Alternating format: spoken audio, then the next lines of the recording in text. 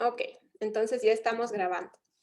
Esta herramienta es súper útil y la pueden aplicar con sus hijos y con sus hijas. Y se llama, tal vez algunas ya la conocen, y se llama el modelo del cerebro en la palma de la mano.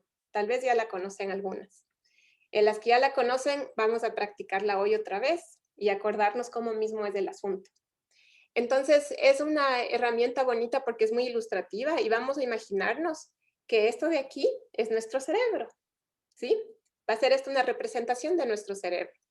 Entonces voy a abrir esto y quiero que pensemos que esta parte del centro de mi palma, esta parte de aquí, va a representar el tronco cerebral, ¿sí? El tronco cerebral. Esta es una de las partes más antiguas y primitivas de nuestro cerebro humano.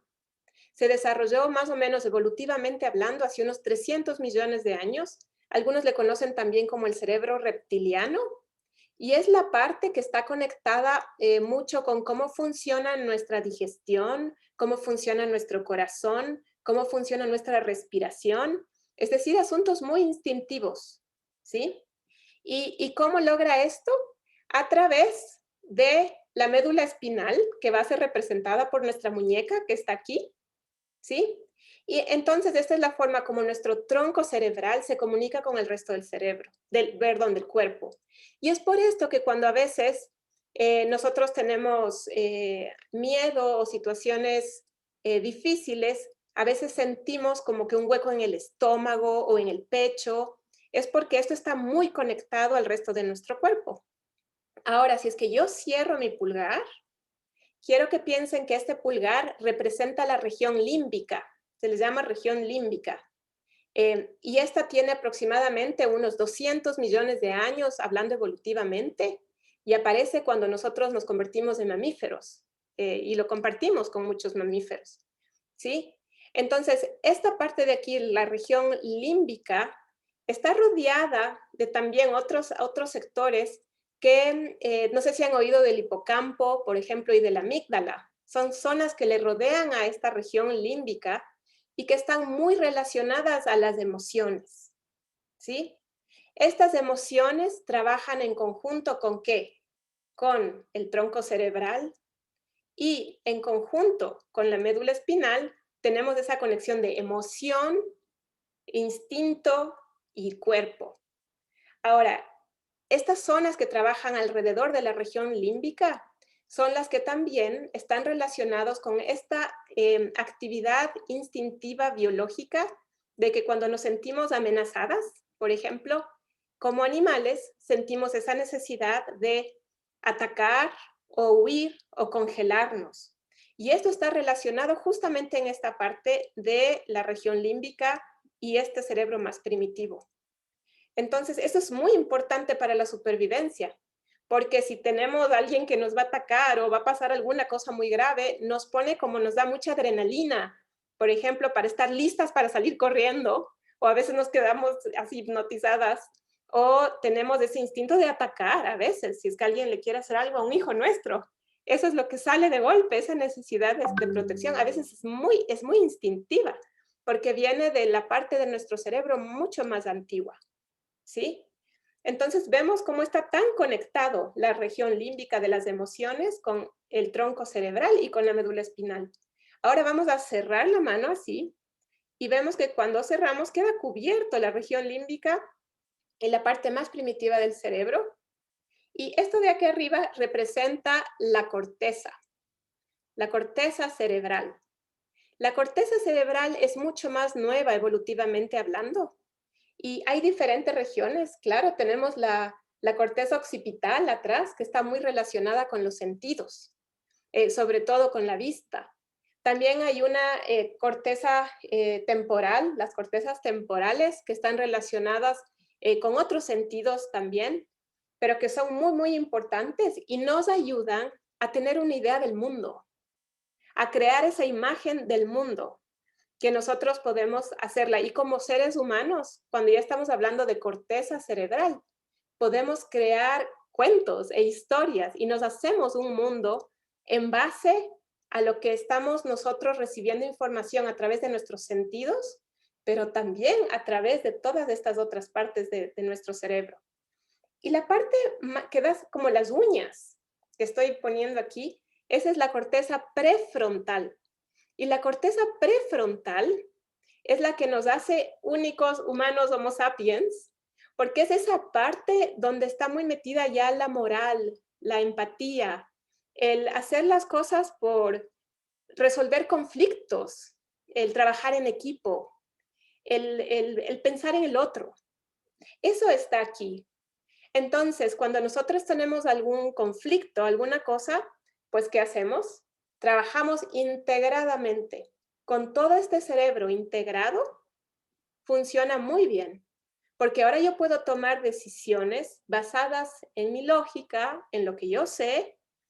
Es cierto, toma en cuenta mis emociones, pero soy un cerebro pensante que va a tomar, esperemos, una buena decisión. Pero ¿qué sucede? Que para nosotros tener este cerebro integrado de esta manera como lo estamos viendo, deberíamos nosotros haber dormido bien, comido bien, tener unos niveles de estrés que es normal tener en la vida algo de estrés, pero cuando esos niveles de estrés son constantes, ¿qué sucede? Hay esta desconexión y se llama lo que nosotros en español decimos el perder la cabeza, porque literalmente pasa esto. Entonces, la corteza cerebral deja totalmente en descubierto esta zona límbica, esta zona más primitiva. ¿Y se acuerdan qué pasaba con esta zona de aquí? Es muy instintiva. Esta de aquí no piensa mucho, en verdad, porque se basa mucho solo en la emoción y en ese instinto de pelear o defenderme o huir o congelarme. Entonces, de cierta manera, cuando yo estoy así, no estoy pensando. ¿Será este un momento adecuado para resolver conflictos con mis hijos? No. ¿Será este un momento para resolver algo con mi pareja? No, porque no estoy pensando. Cuando yo estoy así, es cuando yo le grito a mi hijo, es cuando le digo cosas que luego digo, ¿cómo puede ser que yo le haya dicho eso? Y es porque en verdad no estabas pensando, ¿sí?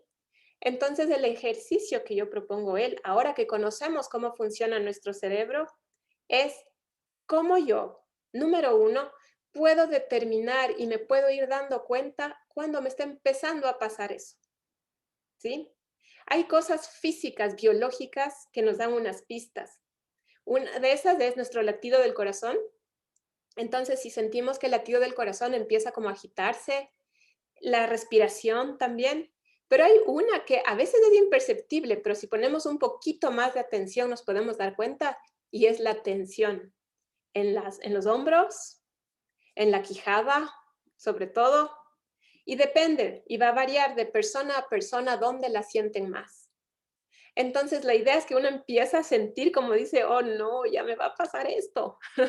Y a veces no nos damos cuenta porque ocurre así. Pero si empezamos a poner un poco más de atención, tal vez empezamos a darnos cuenta cuando estamos en camino o de pronto sentimos, estoy aquí. ¿Y qué podemos hacer?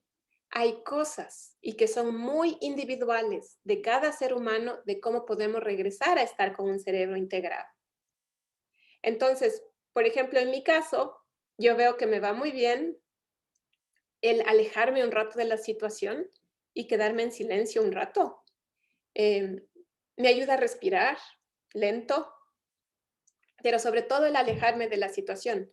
Los que tienen niños muy chiquititos saben que a veces es difícil separarse de la situación y tienen que buscar como otras estrategias para ese momento poder calmarse otra vez y regresar a tener un cerebro integrado. Y lo interesante es que la ciencia y la psicología también habla de las neuronas espejo. Y seguramente han oído de las neuronas espejo, que es cuando ustedes ven un bebé y le sonríen, muchas veces ese bebé le sonríe a ustedes también. O si estamos en una reunión y alguien empieza a bostezar y como que empieza una cadena de bostezos, es porque los seres humanos somos muy sociables. Entonces, lo que nosotros vemos al otro es muy importante porque es una de las principales formas que los seres humanos aprendemos, el estar atentos a lo que hace el otro. Y por eso las neuronas espejo son muy importantes. Antes se pensaba que eran solo los niños chiquitos o algo que tenían eso. Ahora sabemos que no, que hasta la adultez seguimos teniendo estas neuronas espejo. Por lo tanto, si yo estoy así, es muy probable que los que estén alrededor mío también empiecen a ponerse así. ¿Sí? Porque yo estoy transmitiendo eso. Estoy modelando. ¿Sí? Pero también puede pasar, puedo usar eso a mi beneficio. Es decir, si yo veo que mi hijo está así, lo peor que yo podría hacer es ponerme así yo también. Pero si yo reacciono a, a esa emocionalidad intensa que está teniendo esa niña o ese niño o ese adolescente en ese momento, si yo reacciono con calma y estoy así, con mi cerebro integrada, y es muy probable que eso le ayude a que mi hijo o hija otra vez regrese a esto, ¿sí? Eso por un lado. Entonces, de cierta manera, también nos ayuda a entender eso. Y cuando nosotros manejamos este lenguaje con nuestros hijos y con nuestras hijas, ellas ya van a saber que si tú te pones así y si tú dices, estoy así, saben que mamá necesita un tiempo para calmarse. Y es la mejor cosa que podemos hacer nosotros, que es modelar eso a nuestros hijos para que ellos digan y sientan, yo estoy así, mami, me tengo que un ratito ir a hacer esta cosa, irle a acariciar a mi perro, o tengo que ir a patear la pelota afuera, o tengo que hacer esta cosa. Pero cuando manejamos este lenguaje de comunicación positiva, vamos buscando herramientas propias y hablamos de las emociones y de los sentimientos. Y eso ya es un paso muy grande.